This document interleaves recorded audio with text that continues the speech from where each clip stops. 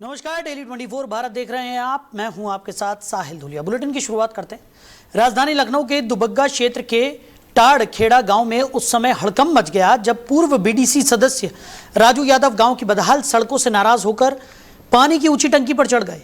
राजू यादव का आरोप था कि कई बार शिकायत करने के बावजूद गाँव की सड़कें नहीं बनाई गई, जिससे ग्रामीणों को रोजाना भारी परेशानियों का सामना करना पड़ रहा है। टंकी पर चढ़ने के बाद उन्होंने चेतावनी दी कि अगर सड़क निर्माण जल्द शुरू नहीं हुआ तो वो अपनी जान दे देंगे।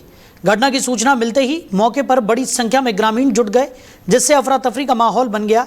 पुलिस और प्रशासनिक अधिकारी भी मौके पर पहुंचे और उन्हें नीचे उतारने का प्रयास शुरू किया गया। इस दौरान समाजवादी पार्टी की नेता और मलिहाबाद विधानसभा की पूर्व विधायक प्रत्याशी राजबाला रावत भी मौके पर पहुंची। उन्होंने काफी देर तक समझाइश दी और सड़क निर्माण का मुद्दा संबंधित अधिकारियों तक पहुंचाने का भरोसा दिलाया। इसके बाद राजू यादव टंकी से नीचे उतर गए। फिलहाल स्थिति सामान्य है और प्रशासन पूरे मामले की जानकारी जुटाने में लगा हुआ है।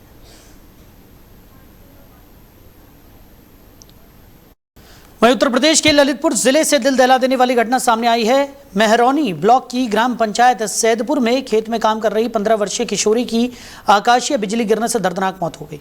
मृतका की पहचान साक्षी कुशवाहा के रूप में हुई है। बताया जा रहा है कि साक्षी अपने दादा के साथ खेत में बुआई का काम कर रही थी। इसी दौरान अचानक मौसम बदला, तेज गर्जना के साथ आकाशीय बिजली गिरी और उसकी चपेट में आने से साक्षी गंभीर रूप से झुलस गई। परिजन और ग्रामीण उसे तत्काल सामुदायिक स्वास्थ्य केंद्र मेहरौनी लेकर पहुंचे, लेकिन डॉक्टरों ने जांच के बाद उसे मृत घोषित कर दिया। इस दर्दनाक हादसे के बाद पूरे गांव में शोक की लहर दौड़ गई। बताया जा रहा है कि साक्षी के माता पिता रोजगार की तलाश में दिल्ली में मजदूरी करते हैं और घटना के समय वो अपने दादा के साथ गाँव में रह रही थी। बेटी की मौत की खबर मिलते ही परिवार पर दुखों का पहाड़ टूट पड़ा। गाँव में मातम का माहौल है और बड़ी संख्या में ग्रामीण पीड़ित परिवार को सांत्वना देने पहुंचे। ग्रामीणों ने शासन से पीड़ित परिवार को आर्थिक सहायता देने की मांग की। फिलहाल प्रशासन ने घटना की जानकारी जुटाकर आगे की कार्रवाई शुरू कर दी है।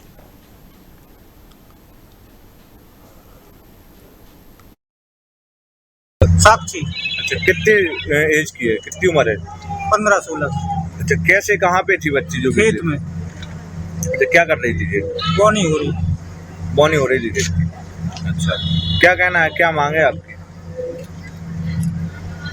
माप जो मिलो या सबसे जो सरकारी मदद होगा मिली जाए गरीब आदमी। और इनके लड़की के माता पिता बाहर तसला डालती हैं दिल्ली में। अच्छा, मजदूर है माता? मजदूरी। ये किसके साथ रहती थी बच्ची? दादा दादी। अच्छा, आप कौन है इनके? चाचा। वहीं अमेठी के मुसाफिर खाना तहसील परिसर स्थित अधिवक्ता सभागार में भीषण आग लगने से अफरा तफरी का माहौल बन गया। आग इतनी तेजी से फैली कि सभागार में रखा फर्नीचर, इलेक्ट्रॉनिक उपकरण, महत्वपूर्ण सामान और हजारों रुपए की संपत्ति जलकर राख हो गई। आग लगने की सूचना मिलते ही तहसील परिसर में हड़कंप मच गया। मौके पर मौजूद अधिवक्ताओं, कर्मचारियों और स्थानीय लोगों ने तुरंत आग बुझाने का प्रयास शुरू किया और कड़ी मशक्कत के बाद आग पर काबू पा लिया, जिससे आग आसपास की इमारतों तक नहीं फैल सकी। फिलहाल आग लगने के कारणों का पता नहीं चल सका है। घटना की सूचना मिलने के बाद संबंधित अधिकारी मौके पर पहुंचे और नुकसान का आकलन शुरू कर दिया गया। प्रशासन पूरे मामले की जांच में जुटा हुआ है। वहीं लखनऊ में हुए भीषण अग्निकांड के बाद अमेठी जिला प्रशासन पूरी तरह अलर्ट मोड में आ गया है। जिले में संचालित निजी अस्पतालों की सुरक्षा व्यवस्था की जांच के लिए प्रशासन ने विशेष अभियान शुरू किया है। इसी क्रम में एसडीएम अमेठी पंकज कुमार, क्षेत्राधिकारी अमेठी मनोज कुमार मिश्रा और सीएचसी अधीक्षक डॉक्टर सौरभ सिंह की संयुक्त टीम ने कई निजी अस्पतालों का निरीक्षण किया। इस दौरान अस्पतालों के पंजीकरण संबंधी दस्तावेज, फायर सेफ्टी व्यवस्था, अग्निशमन उपकरण, आपातकालीन निकास मार्ग और अन्य सुरक्षा मानकों की गहन जांच की गई। अधिकारियों ने अस्पताल संचालकों को फायर सेफ्टी नियमों का सख्ती से पालन करने और सभी सुरक्षा व्यवस्थाएं दुरुस्त रखने के निर्देश दिए। प्रशासन ने स्पष्ट चेतावनी दी कि जो अस्पताल निर्धारित मानकों के अनुरूप संचालित नहीं पाए जाएंगे, जिनमें सुरक्षा संबंधी गंभीर खामियां मिलेगी, उनके खिलाफ सख्त कार्रवाई की जाएगी। जिला प्रशासन का कहना है कि मरीजों की सुरक्षा सर्वोच्च प्राथमिकता है और इस तरह के निरीक्षण आगे भी लगातार जारी रहेंगे।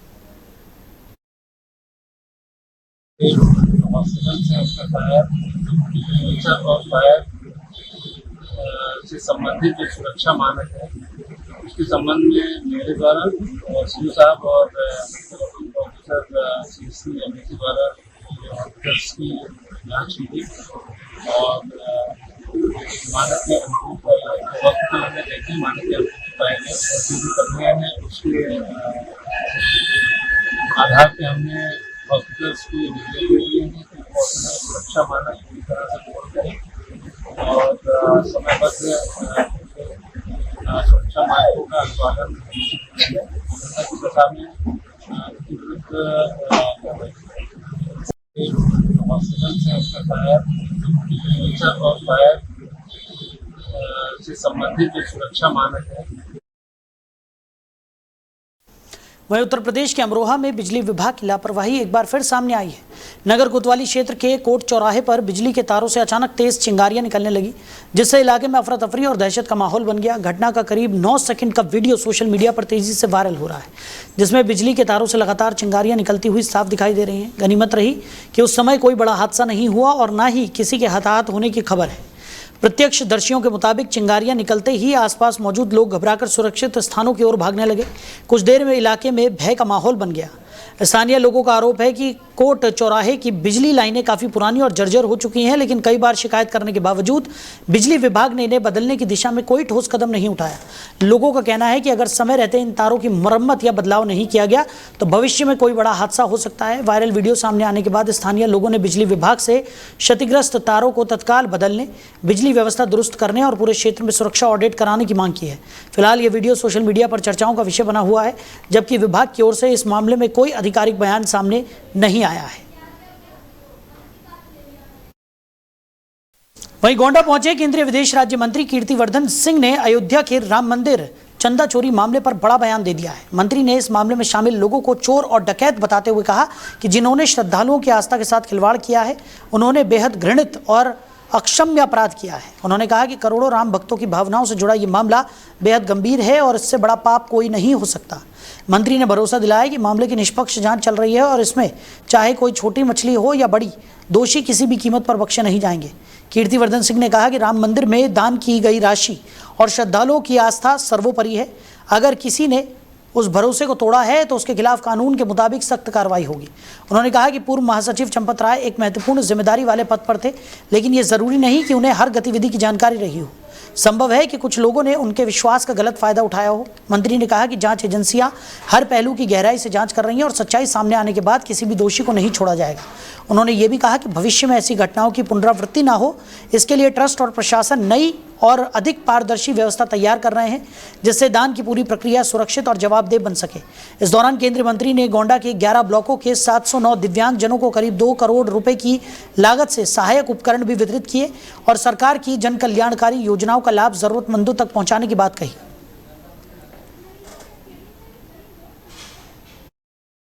कि अब अयोध्या में ही लंका कांड होगा। देखिए, इसमें कोई दो राय नहीं है कि जो लोग दोषी हैं और पकड़े भी गए हैं, अरेस्ट भी हुए हैं और आगे भी उनका छानबीन चल रही है, और ये एकदम यकीन रखिए कि जितने भी दोषी व्यक्ति हैं कोई भी छूटेगा नहीं, कोई भी बख्शा नहीं जाएगा। इन्होंने करोड़ों करोड़ों लोगों की आस्था के साथ खिलवाड़ किया है, इससे बड़ा पाप का काम नहीं हो सकता था और ये कोई छोड़े नहीं जाएंगे। ये बताइए, दोषी लोग जो है, जो ऐसी मानसिकता के लोग होते हैं, उनके लिए ना कोई धर्म की बात रहती है, ना कोई सामाजिक सोच रहती है। ये लोग चोर डकैत, इनका यही कैटेगरी ही रहती है कि जहां मौका मिले अपना कर लें। और एक इतनी बड़ी जिम्मेदारी का काम सौंपा गया था, लेकिन उसमें ऐसा काम किया है तो बहुत ही घृणित कार्य किया है और उसमें सरकार पूरे ढंग से कार्रवाई कर रही है। वहीं उत्तर प्रदेश के बदायूं से बड़ी खबर सामने आई है। अलापुर थाना क्षेत्र में 4 वर्षीय मासूम बच्चे से कथित दुष्कर्म के आरोपी अबरार को पुलिस ने मुठभेड़ के बाद गिरफ्तार कर लिया है। पुलिस के मुताबिक आरोपी की तलाश में चलाए जा रहे अभियान के दौरान उसने पुलिस टीम पर फायरिंग कर दी। जवाबी कार्रवाई में आरोपी के दोनों पैरों में गोली लगी, जबकि आरोपी की गोली से एक दरोगा भी घायल हो गए। घायल पुलिसकर्मी को जिला अस्पताल में भर्ती कराया गया है। पुलिस ने आरोपी के कब्जे से एक अवैध तमंचा, कारतूस और वारदात में इस्तेमाल किया गया अंगोछा भी बरामद करने का दावा किया है। बताया जा रहा है कि 25 जून को 4 वर्षीय बच्ची के अपहरण के बाद उसके साथ कथित दुष्कर्म की घटना सामने आई थी, जिसके बाद अलापुर थाने में पॉक्सो एक्ट समेत विभिन्न गंभीर धाराओं में मुकदमा दर्ज किया गया था। पुलिस ने लगातार दबिश और जांच के बाद महज 3 दिनों के अंदर आरोपी को गिरफ्तार कर लिया। फिलहाल घायल आरोपी का अस्पताल में उपचार चल रहा है। इलाज के बाद उसे न्यायालय में पेश किया जाएगा। पुलिस का कहना है कि मामले में आगे की वैधानिक कार्रवाई की जा रही है और सभी साक्ष्यों के आधार पर विवेचना जारी है। देखिए, दिनांक 25 जून को एक बहुत ही जघन्य घटना थाना अलापुर क्षेत्र से सामने आई थी, जिसमें एक 4 वर्षीय बच्ची को पहले अगवा किया गया और उसके बाद उसके साथ दुष्कर्म कर उसे एक खेत में छोड़ दिया गया था। बच्ची को बरामद करके अभियोग पंजीकृत किया गया एवं बच्ची का इलाज कराया गया, उसका मेडिकल परीक्षण कराया गया एवं अन्य कई तरीकों से गहनता से इसमें विवेचना की गई। तो प्रकाश में आया है कि यह घटना अबरार नाम के एक व्यक्ति ने की थी, जिसकी उम्र लगभग 60 वर्ष है।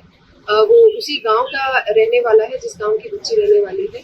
आज जब सुबह तड़के 4 बजे टीम से गिरफ्तार करने के लिए पहुंची तो इसने टीम पर फायर कर दिया। जवाबी फायरिंग में इसके दोनों पैरों में गोली लगी है और इसे यहाँ जिला अस्पताल में इलाज के लिए भर्ती कराया गया है। इसमें आगे जो भी संज्ञान में आएगा उससे आप लोगों को अवगत कराया जाएगा। वहीं बिहार के युवा समाज सेवी भरत भूषण तिवारी की मौत का मामला अब उत्तर प्रदेश तक पहुंच गया है।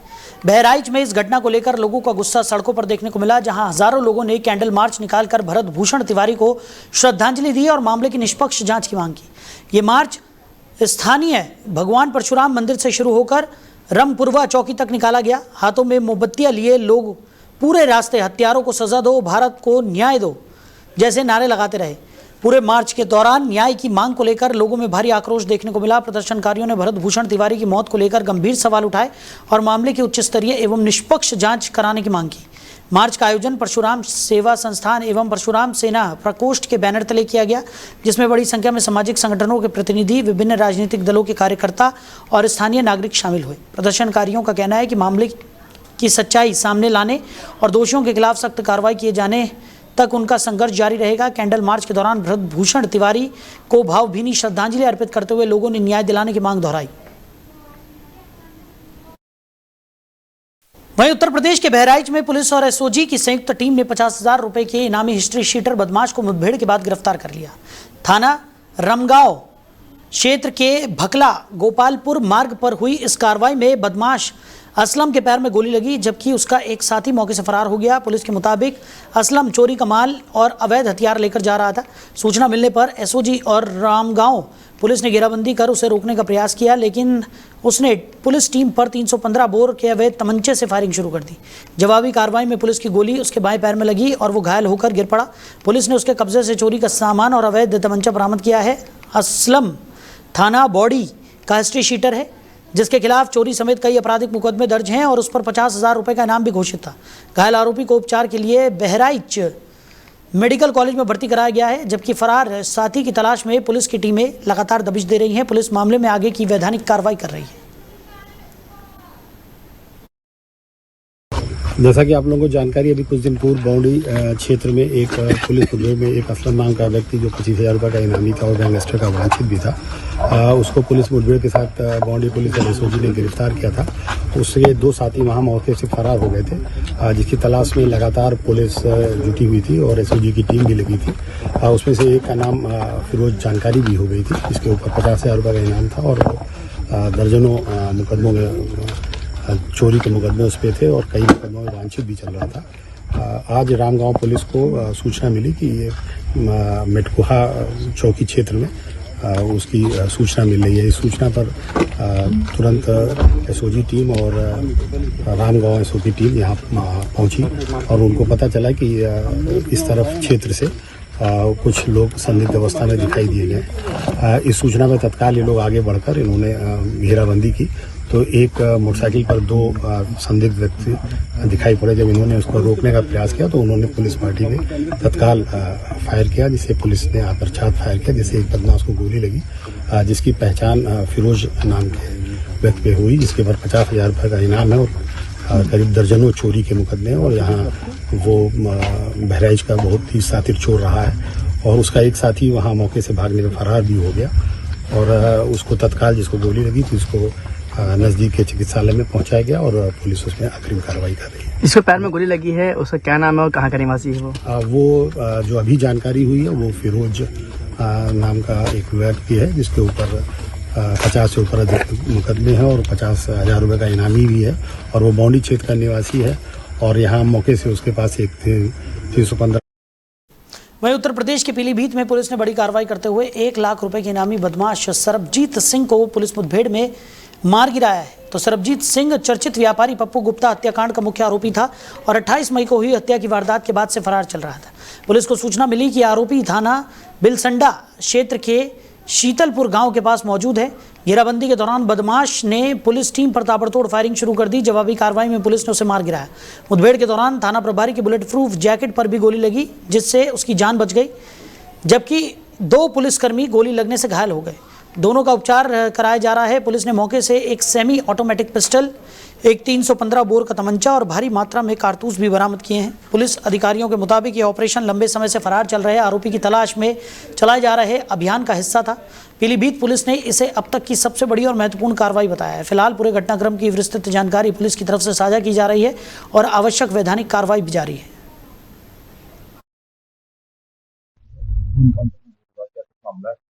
तो देखिए, पिछले महीने 28 तारीख को एक घटना हुई थी जिसमें कि एक बिलसंडा के रहने वाले पप्पू गुप्ता की मृत्यु हुई थी। इसमें एक घटना के दौरान उसमें कई अभियुक्तों को पूर्व में भी जेल भेजा जा चुका है। उसका जो मुख्य अभियुक्त है वो अभी यहाँ पे आज पुलिस एनकाउंटर हुआ। बेसिकली पुलिस मुठभेड़ हुई है। पुलिस आत्मरक्षा पुलिस ने गोली चलाई और इन लोगों के द्वारा भी पुलिस पे फायरिंग की गई थी, जिसके जवाब में, और उसके पश्चात उसको CHC ले आया गया। वहाँ से फिर इनको डिस्ट्रिक्ट हॉस्पिटल भेजा गया, जहाँ पे इनको डेड डिक्लेयर किया गया। हमारे 2 पुलिसकर्मी भी घायल हैं, जिनका उपचार हायर सेंटर में कराया जा रहा है। इस संबंध में अग्रेसर और कार्रवाइयाँ हैं जो की जाएगी। इसके पास से एक सेमी ऑटोमेटिक 32 बोर की पिस्टल मिली है, एक कंट्री मेड वेपन 315 बोर का मिला है और काफी मात्रा में कारतूस है। इस संबंध में आगे की जो कार्रवाई है वो कराई जाएगी।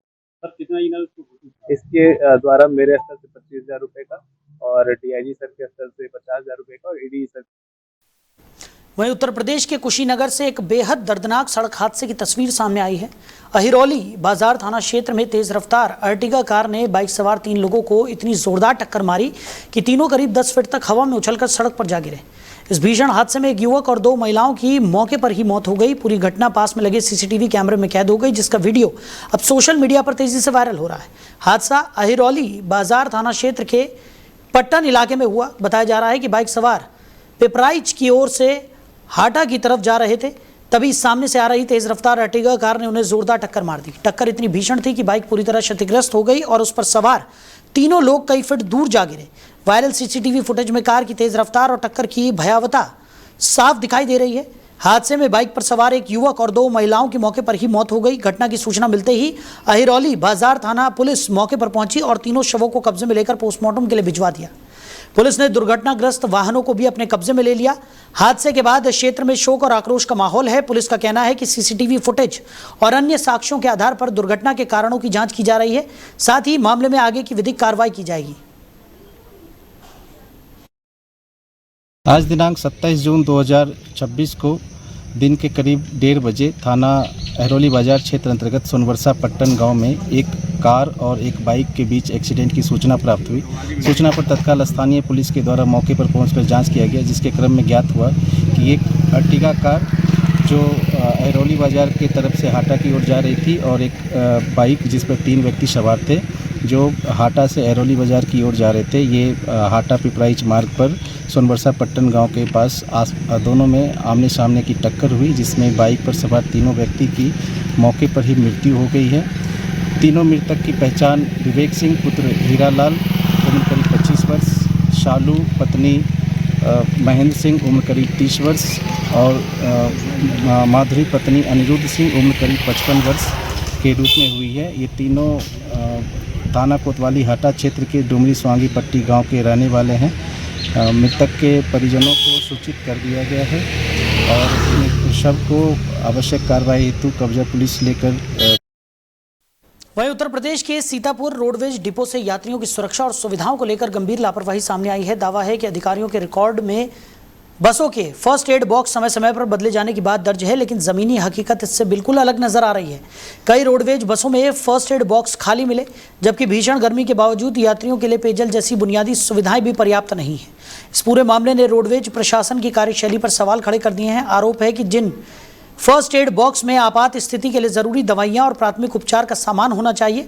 उनमें सिर्फ धूल दिखाई दे रही है। ऐसे में अगर सफर के दौरान किसी यात्री की तबीयत बिगड़ जाए या कोई घायल हो जाए तो तत्काल प्राथमिक उपचार मिलना मुश्किल हो सकता है। वहीं यात्रियों का कहना है कि बस अड्डे पर पेयजल की भी समुचित व्यवस्था नहीं है। बताया जा रहा है कि एक वाटर कूलर अधिकारियों के कार्यालय के पास लगाया गया है, जबकि दूसरा बस स्टेशन के बाहर मंदिर के पास है, जिससे यात्रियों को काफ़ी परेशानी उठानी पड़ती है। इसके अलावा बस स्टेशन के मुख्य गेट पर अव्यवस्थित तरीके से खड़ी मोटरसाइकिलें भी आवागमन में बाधा बन रही हैं। जब इन आरोपों को लेकर बस स्टेशन प्रभारी से सवाल किया गया तो उन्होंने जिम्मेदारी लेने से इनकार कर दिया। अब सवाल यह है कि जब सरकार यात्रियों की सुरक्षा और सुविधाओं को लेकर स्पष्ट दिशा निर्देश जारी करती है तो सीतापुर रोडवेज डिपो में उनका पालन क्यों नहीं हो रहा। यात्रियों को उम्मीद है कि प्रशासन इस मामले का संज्ञान लेकर आवश्यक सुविधाएं सुनिश्चित करेगा और लापरवाही के लिए जिम्मेदार लोगों पर कार्रवाई करेगा। सर, ये आप ARM सर से बात करिएगा। क्या कोई जो है यात्री जैसे अचानक जो है दुर्घटनाग्रस्त हो जाते हैं या आप लोगों को चोट लग जाती है तो प्राथमिक उपचार के लिए फर्स्ट एड बॉक्स बनाया गया, इसमें कोई सुविधा नहीं लगती है? सर, हम मेडिकल से, कोई नजदीकी मेडिकल से हम बस रुकवा करके आप मेडिकल से सुविधा उपलब्ध कराती हैं, लेकिन मेडिकल से उपलब्ध कराने के बजाय आपके यहाँ जो उपलब्ध है उसका लाभ नहीं मिल पा रहा है यात्रियों को। सर देखो, मैं ARM सर से बात करेंगे, आप ही कर लो बात। अब अभी तक दिल तो लगी नहीं, आगे भगवान जान सकते हैं। अगर लग जाए तो क्या करेंगे? किसी पैसेंजर को चढ़ने में उतरने में तो दिक्कत हो जाए तब क्या करेंगे? तब क्या करेंगे? अस्पताल देखेंगे और क्या करेंगे? यही कर सकते हैं। भय नहीं इसमें। मतलब आपकी बस में फर्स्ट एड बॉक्स में सामान उपलब्ध नहीं है। क्या नाम है आपका? दिलीप। गाड़ी नंबर क्या है? अभी पहली बार इसको गाड़ी लेकर आए, देखना पड़ेगा। सर, ये आप ARM सर से बात। वहीं राजधानी लखनऊ के चिन्हट थाना क्षेत्र स्थित हिमालय कोल्ड स्टोरेज में रविवार सुबह भीषण आग लग गई। देखते ही देखते आग ने विकराल रूप धारण कर लिया, जिससे पूरे इलाके में अफरा तफरी मच गई। आग लगने के करीब 3 घंटे बाद भी उस पर पूरी तरह काबू नहीं पाया जा सका। आग की गंभीरता को देखते हुए प्रशासन ने एहतियातन आसपास के मकानों को खाली करा दिया। सूचना मिलते ही दमकल विभाग की कई गाड़ियां मौके पर पहुंची और आग बुझाने का अभियान लगातार जारी है। पुलिस और प्रशासन की टीमें भी घटनास्थल पर मौजूद हैं और हालातों पर लगातार नजर बनाए हुए हैं। फिलहाल आग लगने के कारणों का पता नहीं चल सका है। राहत और बचाव कार्य युद्ध स्तर पर जारी है, जबकि अधिकारियों का कहना है कि आग पर पूरी तरह से काबू पाने के बाद ही नुकसान का सही आंकलन किया जा सकेगा। वहीं उत्तर प्रदेश के बहराइच में ओवरलोड बालू ट्रकों के खिलाफ ग्रामीणों का गुस्सा सड़क पर फूट पड़ा। थाना बौड़ी क्षेत्र के नंदवल में बड़ी संख्या में ग्रामीणों ने सड़क जाम कर प्रदर्शन किया। प्रदर्शनकारियों का आरोप है कि रोजाना गुजरने वाले ओवरलोड बालू ट्रकों की वजह से सड़कें पूरी तरह जर्जर हो चुकी है, जिससे आम लोगों, स्कूली बच्चों और मरीजों को भारी परेशानियों का सामना करना पड़ रहा है। सड़क जाम होने से दोनों ओर वाहनों की लंबी कतारें लग गई और यातायात पूरी तरह प्रभावित हो गया। ग्रामीणों का कहना है कि क्षेत्र से प्रतिदिन सैकड़ों ओवरलोड बालू ट्रक गुजरते हैं, जिससे सड़कें टूट चुकी हैं और हादसों का खतरा लगातार बढ़ रहा है। प्रदर्शन की सूचना मिलते ही SDM परिवहन विभाग के अधिकारी और कैसरगंज से समाजवादी पार्टी के विधायक आनंद यादव मौके पर पहुंचे। ग्रामीणों ने अधिकारियों के सामने सड़क की बदहाल स्थिति और ओवरलोड वाहनों के संचालन पर रोक लगाने की मांग उठाई। इस दौरान विधायक आनंद यादव ने कहा कि खनन का टेंडर महसी क्षेत्र में है, लेकिन इसकी कीमत कैसरगंज की जनता चुका रही है। उन्होंने आरोप लगाया कि सड़क मरम्मत के लिए 1.5 करोड़ रुपए से अधिक का मेंटेनेंस फंड होने के बावजूद सड़कें बदहाल है। विधायक ने चेतावनी दी कि अगर जल्द समाधान नहीं हुआ तो खनन कार्य बाधित किया जाएगा और महसी से आने जाने वाले ओवरलोड वाहनों को रोका जाएगा। अधिकारियों की तरफ से कार्रवाई का आश्वासन दिए जाने के बाद ग्रामीणों ने जाम खत्म कर दिया। राजस्व विभाग के SDM साहब के यहाँ से लोग आए हैं। आश्वासन DM साहब से मिलना चाहिए, CDO साहब से मिलना चाहिए और PWD विभाग के अधिशासी अभियंता से मिलना चाहिए कि इस रोड को कब वो सही कर रहे हैं, कब बना रहे हैं। रही बात, हम बराबर इसकी मांग कर रहे हैं। अभी दिशा की बैठक हुई थी कुछ दिन पहले, उसमें भी मैंने वजीरगंज नंदवल मार्ग को रखा था। इसके पहले भी आप पत्रकार साथी जानते हैं, मैंने कई बार इस समस्या को रखा हूँ। और इसका जो बालू खनन का फंड जो होता है वो मेंटेनेंस के लिए अभी 1.5 करोड़ रुपए से अधिक जिले मुख्यालय पे पड़ा हुआ है, डंप है। उसी पैसे से इसके लिए हम कहे थे DM साहब से कि उसी पैसे से इस मार्ग को सही कर दिया जाए, क्योंकि आप भी देख रहे हैं, हम भी देख रहे हैं कि क्या दुर्दशा है इस सड़क की। और ये खनन क्षेत्र जो है महसी में है, रास्ता कैसरगंज विधानसभा में खराब हो रहा है। अब ये ज़्यादा दिन हम लोग इसको नहीं चलने देंगे। जब तक हमारी सड़क नहीं बन जाएगी तब तक हम फिलहाल इस बुलेटिन में मेरे साथ इतना ही। आप बने रहिए। नमस्कार।